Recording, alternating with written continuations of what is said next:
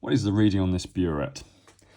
Okay, so you know, I'm looking at this. It's not the clearest picture in the world, and that's not really the point here. The point here is, where do we read the surface from? Do we read it from the top, the middle, or the bottom of the surface of the water here, or surface of the acid?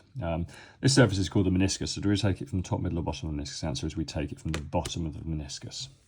Okay, so that's really, really important. So, okay, so first thing we've got to do is we've got to get our ruler, and we've got to find the bottom of the surface.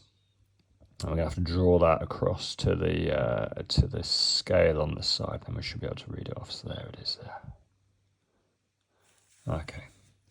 Now, next thing to remember is this reads from the top downwards.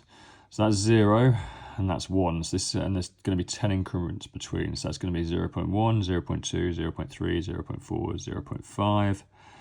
0.6, 0.7, 0.8, 0.9. Okay, so it's between 0.6 and 0.7. So 0.6 is above and 0.7 is below.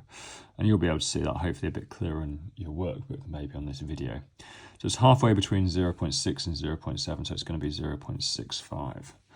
Okay, 0.65. If you've drawn your line a little bit higher and it's coming on to 0.6, I think that's fine. If you've drawn your line a tiny bit lower in 0.7, I think that's fine as well, because this picture isn't particularly clear. If this question came up in a formal assessment, the diagram would be clearer. The key point, though, is you've got to take the reading from the bottom of the meniscus, and remember that this scale goes downwards. Okay, so too many times students read this upwards and they tell me it's 0.1235 or 0.3. It's not. It's 0.6 or 0.65.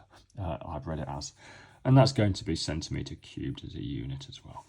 All these questions and more on ayleshamhighchemistry.com.